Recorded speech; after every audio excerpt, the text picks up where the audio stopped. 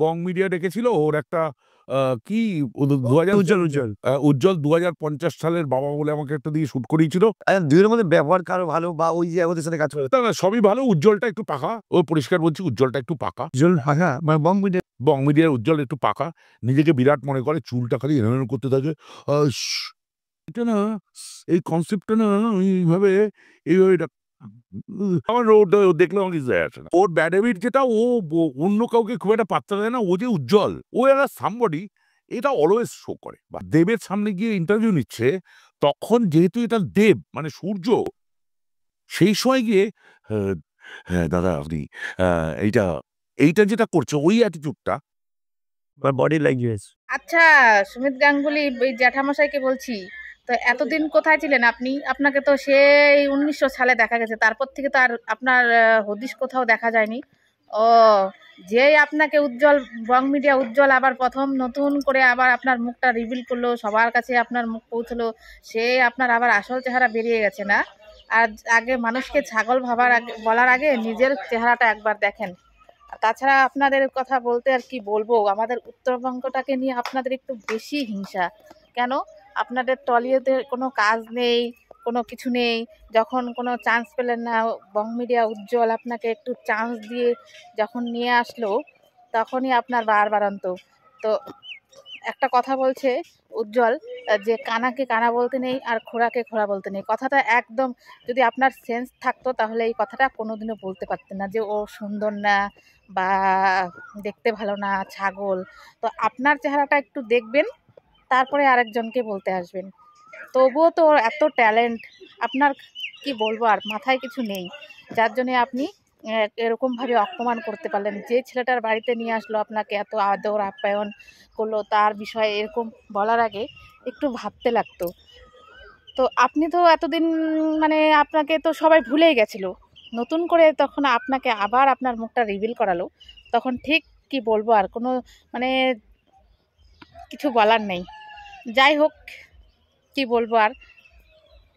তো আপনারা কেউ ভাববেন না যে আমি বং মিডিয়ার হয়ে কথা বলছি বা বং মিডিয়ার পা চাটার চেষ্টা করছি, সেগুলো সব কিছুই না। যেটা সত্যি সেটাই বললাম। কিছুদিন আগে যে আপনার ফেসটা ছিল না, সবাই মানে একদম ডুবে গিয়েছিল, আপনার ফেসটা দেখা যাচ্ছিল না। তো বং মিডিয়ার হাত ধরেই আপনি আবার এতটা আসতে পেরেছেন, তাই বলছি না যে ও কোনো নায়কে চান্স পাবে না, কোনো এসেতে চান্স পাবে না।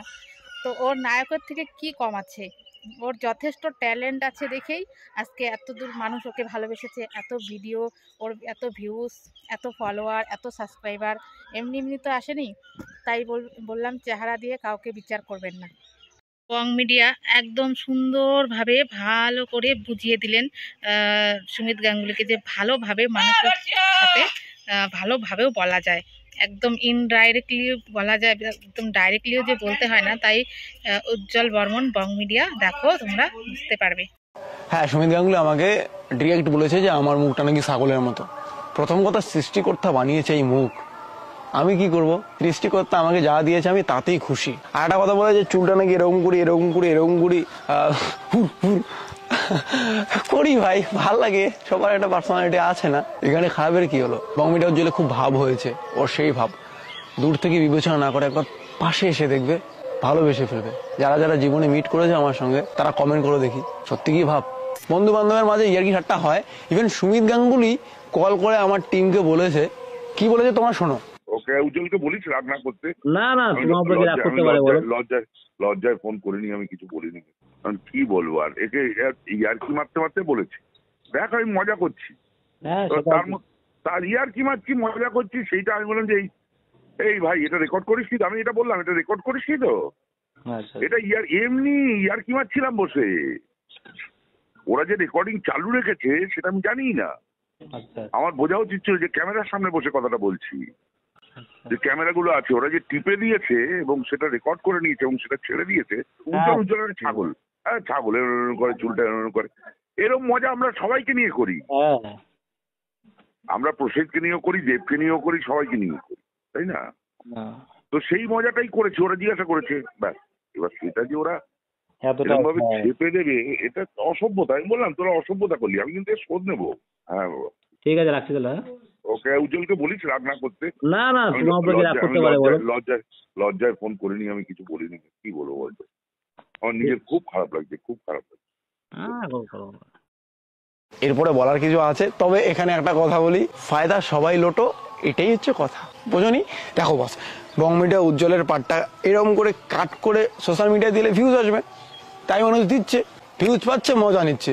আমি এই ট্রেন্ডিং টপিকটা নিয়ে ভিডিও বানাচ্ছি, আমিও ভিউজ পাবো, তাই বানাচ্ছি। আর একটা কথা, সুমিত গাঙ্গুলি অনেক মহান মানুষ, ওনার মুখে আমার নাম উঠেছে, এটাই অনেক। আমি খুব ক্ষুদ্র মনে করি নিজেকে, সত্যি ক্ষুদ্র, কারণ টলিউডের একজন মানুষ যাকে আমরা টিভিতে দেখতাম, সে আমাকে নিয়ে কথা বলেছে। বর্তমানে চারিদিকে শুধু বং মিডিয়া, বং মিডিয়া, বং মিডিয়ার ব্রেকআপ, বং মিডিয়া, বং মিডিয়া, বং মিডিয়া। আরে ভাই, আমি নিজেই নিজেকে এতটা গুরুত্ব দেই না, তোমরা কেন এত গুরুত্ব দাও ভাই? তোমরাই তো মানে এমন ভাব দেখাও যে আমি মনে হয় অনেক বড় হয়ে গেছি, নাহলে আমাকে নিয়ে সারাদিন এরকম করে পড়ে থাকার কি মানে আছে? সোশ্যাল মিডিয়া যারা ভিডিও আপলোড করে বা ভিডিও বানায়, সবাই সবার ফায়দা নিচ্ছে। সুমিত গাঙ্গুলি আর বং মিডিয়াকে নিয়ে চর্চা হচ্ছে, এখানে লাভ আমাদের দুজনেরই, অডিয়েন্সের কোনো লাভ নেই, অডিয়েন্সের শুধু টাইম নষ্ট।